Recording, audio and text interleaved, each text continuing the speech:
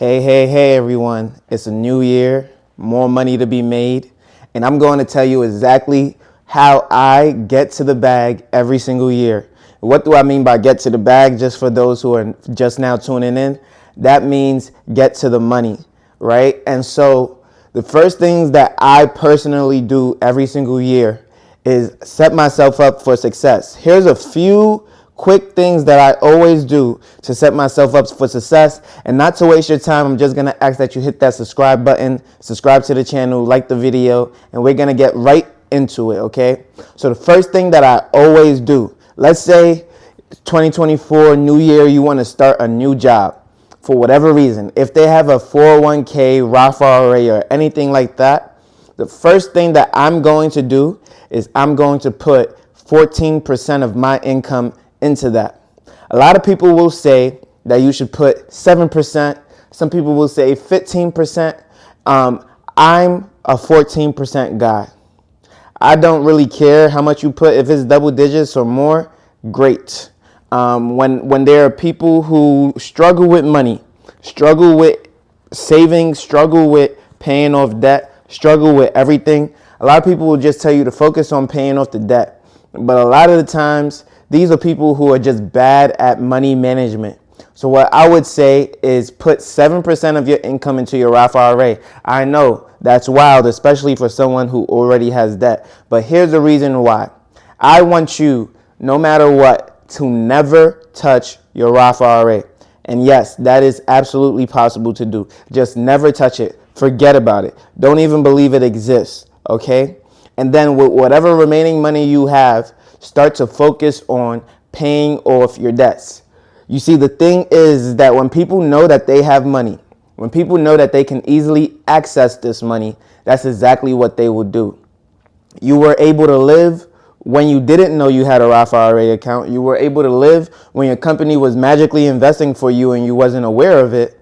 But as soon as you figure out that this money exists, all of a sudden, you need to spend it. All of a sudden, you need to use it. Now you're going to get taxed twice. You're going to get taxed for taking the money out early, and then you're going to get a penalty as well on that account. So I don't want you to do that. One of the best advices that I was ever given is if you invest money that you don't need, right? Invest money that you don't need. So for example, when I was growing up, I was in college. I had a lot of bills. I had a lot of student bills that I had to pay. I wouldn't call it student loans because it never got to the point of a loan. But I made sure that every 3 or 4 months when that student balance came due, I had to have the money to pay it, which limited my investing at the time because, this is $8,000, $16,000 in just a semester, in just a 3 to 4 month span that you have to come up with. And so I was aggressively working hard and didn't have much time to save or invest at that time. But what I will say is when I was able to get $100 and when I didn't need the money, when I was putting money into my emergency fund, putting money into savings, when I decided that $100 was getting invested, you set it and forget it, right? So no matter what, I never took from my investments in order to feed my lifestyle. And that's what I continue to do over time. If I invest it, I don't need it. What I see with a lot of people who come to me for advice is that they'll invest $50, $100, $200.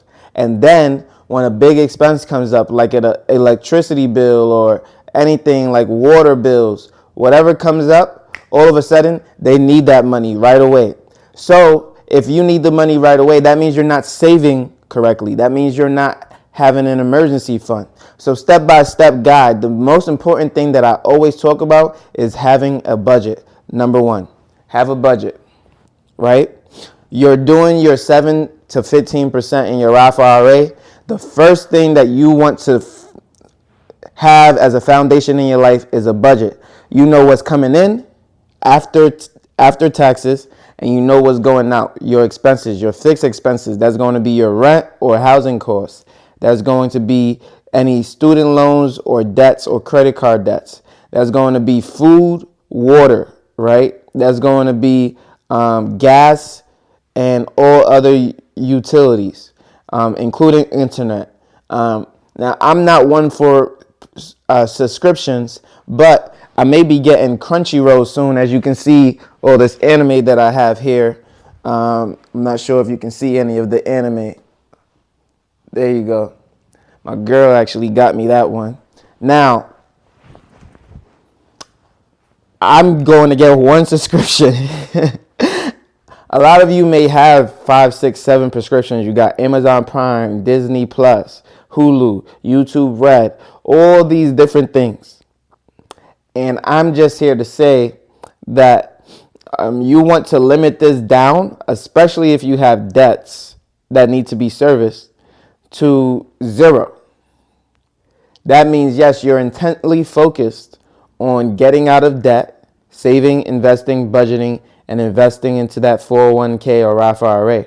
So not to beat around the bush, here's why you need to sacrifice your subscriptions. Here's why you need to sacrifice going out and eating just for 2 years. Because with my strategy, with my foundation, with my understanding, it will only take you 2 good years to get out of bad debt outside of an aggressively large student loan. So for example, if you make $30,000 a year and your student loans are $50,000, you're not going to get out of that in 2 years. So you want to get out of all credit card debt in 2 years, which is definitely possible as you work on paying off that student loan. Once you get down to just student loan debt, not to say that that's not something to take care of right away, but once you only have student loan debt and your fixed expenses, now we can start looking at possibly having 1 subscription or 2 subscriptions at most. Anyone who has more than 2 subscriptions, you need to already be working that out of your budget. I don't care whether or not you're the richest person in your family or the poorest in terms of financial standards. Okay? So we're working on that budget. We're getting an emergency fund in place. Every single month, I want at least minimum 10% of your income going into your emergency fund until you have 3 to 6 months of expenses.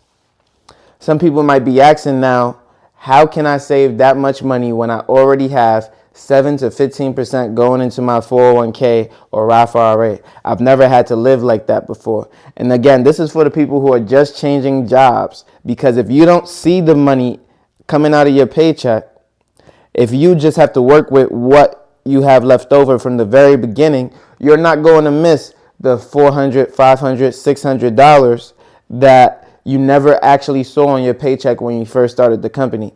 This is why I always opt into my 401k and Roth IRA immediately, so that I don't have the want or the willingness to be looking for that money, right? Because when I started the company that I'm at now, I started that 14% from day one. So the hundreds of dollars that are not coming in my paycheck every single month, I don't ever actually think about it, because from the day one, I never saw it, right? And then I max out my Roth IRA every single year, and then I still invest in my individual stock markets, right?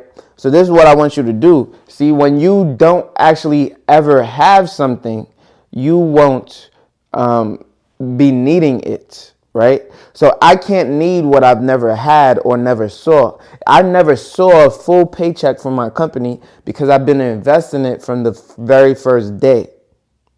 Because of that, I can not miss out on it, and then I can still invest in other areas. So for me, let's break it down how I personally do my finances in the next video, so that you all get an understanding of how I go about my new year and how I plan for things. If you like this video, please make sure to leave a like, comment, and subscribe, and I will see you on the next one. Peace.